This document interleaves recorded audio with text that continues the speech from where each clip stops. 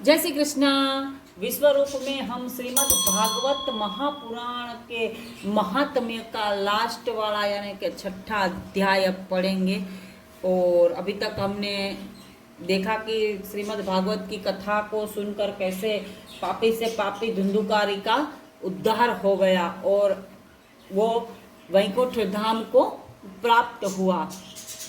उसी तरह आगे और भी पढ़ेंगे कि इस कथा का क्या महात्म्य है, क्या विधि है। चलिए आगे शुरू करते हैं। अगर आप मेरे साथ में प्रेयर पाना चाहते हो तो कमेंट में जय श्री कृष्णा और प्रेयर प्राप्त करने वाले की नाम लिख दीजिए। चलिए शुरू करते हैं। जय श्री कृष्ण। छठा अध्याय सनत कुमार द्वारा कथित भगवान सप्ताह का विधान। भगवान सप्ताह का विधान है, लिखा हुआ तो भगवान सप्ताह का विधान है, आपको दिख रहा होगा, है ना। जय श्री कृष्ण। नारद जी ने सनत कुमार जी से पूछा, है महात्मा, जब अब आप कृपा कर श्रीमद् भागवत पुराण की सप्ताह यज्ञ की विधि का वर्णन कीजिए। सनत कुमार जी बोले, हे देवर्षि, इस कथा को भादो, कार्तिक और अगहर और अगहर इन 4 महीनों में सुनना श्रेष्ठ माना गया है। इसके अंतर्गत जब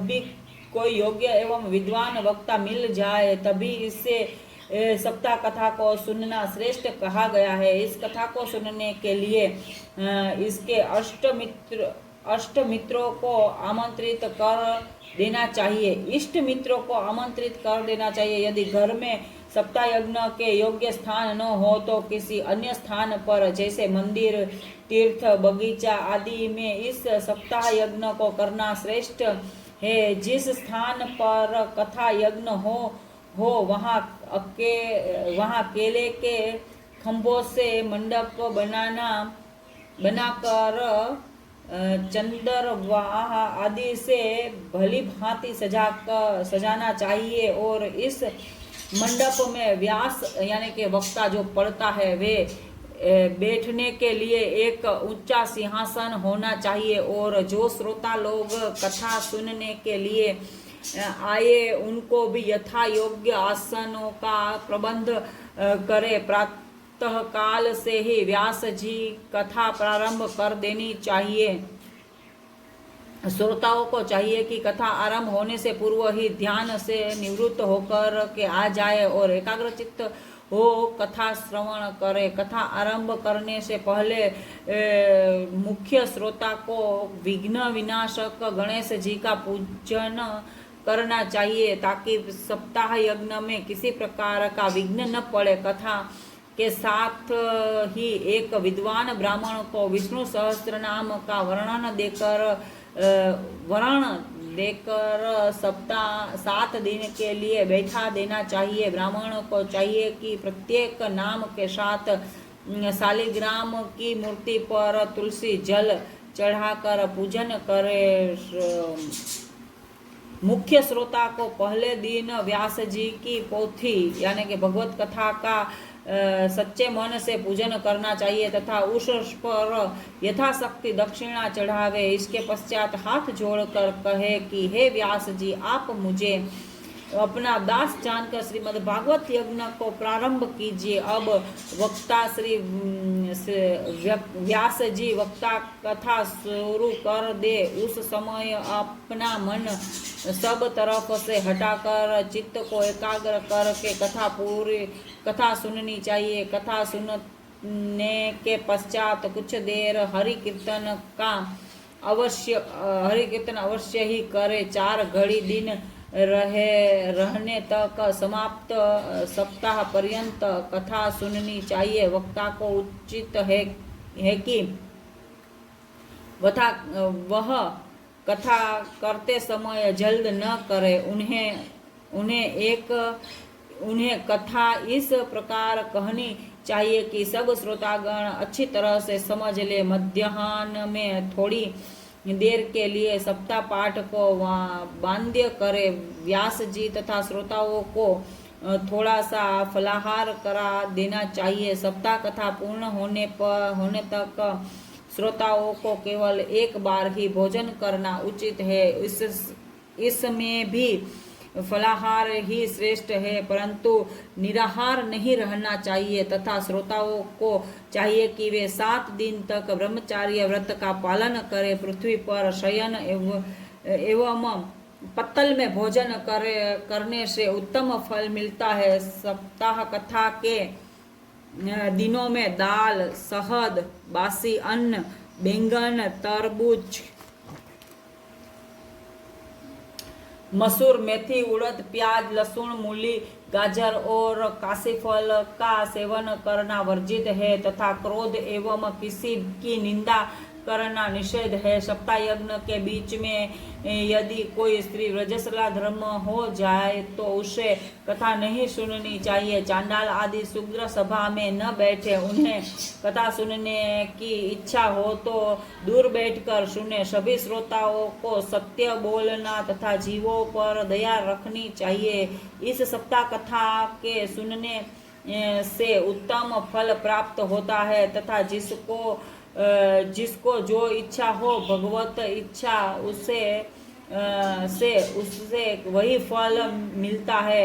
इस कथा समाप्ति पर नित्य प्रति श्रोताओं को तुलसी दल तथा प्रसाद बांटना चाहिए। जब कथा समाप्त हो जाए तो 8वें दिन 10वें स्कंद के श्लोकों और गायत्री मंत्र द्वारा हवन करना चाहिए। फिर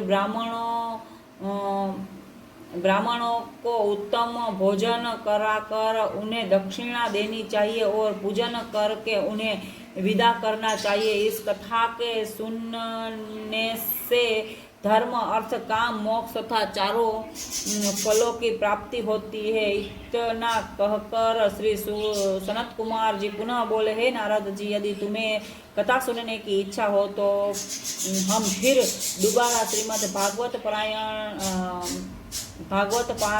पारायण को प्रारंभ करें। यह सुनकर देवर्षि नारद बोले, हे महात्मन, इससे अच्छी बात और क्या हो सकती है। मैं बड़ा ही भाग्यवान हूँ जो आप मुझ पर ऐसी कृपा करना चाहते हैं। तब नारद जी की ऐसी विनय भरी वाणी सुनकर श्री सनत कुमार जी ने दूसरा सप्ताह पारायण यज्ञ प्रारंभ किया। जिस समय समस्त ऋषि मुनि गण उस सप्ताह कथा को श्रवण करने के लिए बैठे, उसी समय वेदव्यास जी के पुत्र सुखदेव जी तीर्थ यात्रा करते हुए वहां पर आ पहुंचे। श्री सुखदेव जी को देखकर ही सब लोग उठकर खड़े हो गए और सनत कुमार जी ने आगे बढ़कर उसका सम्मान करते हुए अपने आसन पर विराजमान करा दिया। उस समय सप्ताह यज्ञ की तैयारी को देखकर श्री सुखदेव जी ने सब श्रोताओं से कहा, हे श्रोताओं, आप लोग इस कथा को ध्यान पूर्वक सुने। यह कथा वेद रूपी वृक्ष का फल है। संसार के अन्य फलों में गुठलियां और छिलके रहते हैं, परंतु यह फल सब ओर से अमृत रूपी रस से भरा हुआ है। अतः इस कथा अमृत का रसास्वाद बार बार करना चाहिए। इस कथा को सबसे पहले श्री नारायण जी ने पितामह ब्रह्मा जी को सुनाया। ब्रह्मा जी ने देवर्षि नारद को सुनाया और नारद जी ने मेरे पिता वेदव्यास जी को सुनाया। फिर उन्होंने मुझको सुनाया। मैंने इस पवित्र कथा को राजा परीक्षित को कहा था। यह श्रीमद् भागवत महापुराण 18 पुराणों में सबसे उत्तम है। साधु महात्माओं का यह सर्वस्व धन है। स्वर्गलोक में तपस्वी जन, ब्रह्मलोक में ब्रह्मा जी, कैलाश में महादेव जी और वैकुंठ लोक में श्री लक्ष्मी जी इसी कथा का पारायण करते हैं। श्री सुखदेव जी श्रोताओं से इस प्रकार कह रहे थे कि उसी समय भगवान वैकुंठ नाथ ब्रह्मा, वरुण, कुबेर आदि देवताओं के साथ प्रहलाद आदि भक्तों के सहित कथा स्थान पर पधारे। उन्हें देखते ही समस्त सभासद उठ खड़े हुए तथा सब सभासद साष्टांग प्रणाम करके जय ध्वनि करने लगे। नारद जी आनंद मग्न हो वीणा बजाते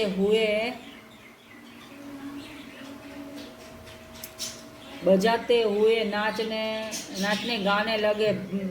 भक्त उद्धव ने मंजीरा और देवराज इंद्र ने मृदंग बजाना आरंभ कर दिया। उस समय भगवान वैकुंठनाथ ने सबको अपनी भक्ति में लीन देखकर प्रसन्न होकर मानो इच्छित वरदान मांगने को कहा। तब प्रभु के वचन सुनकर नारद आदि ने उनसे हाथ जोड़कर इस तरह विनती की, हे कृपा निदान, आपके दर्शन से बढ़कर कोई वस्तु नहीं है, अतः हमें कृपा करके अपने चरणों की भक्ति दीजिए। इस प्रकार विनय सुनकर वैकुंठनाथ प्रभु तथास्तु कहकर अंतर्ध्यान हो गए। इस प्रकार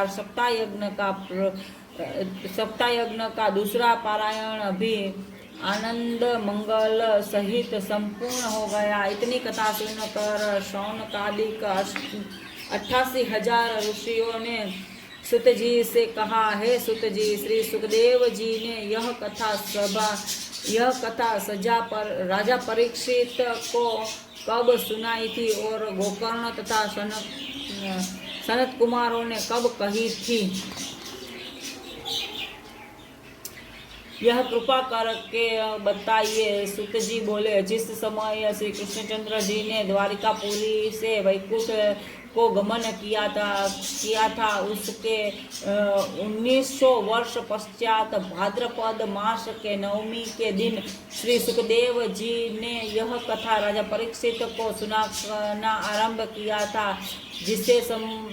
जिसे समाप्त होने के 1 सप्ताह लगा था। इसके 200 वर्ष पश्चात गोकर्ण ने यह सप्ताह यज्ञ किया और इसके 306 वर्ष बाद श्री सनत कुमार जी ने नारद जी को यह परम पवित्र कथा सुनाई थी। अब उसी कथा को हमने तुमसे वर्णन किया है। जो कोई इस पतित पावनी कथा को आदर पूर्वक पढ़ता, सुनता तथा सुनाता है, उसे समस्त फल प्राप्त होते हैं और अंत में मोक्ष को भी प्राप्त होता है। इति श्रीमद् भागवत महात्म्यं समाप्तम।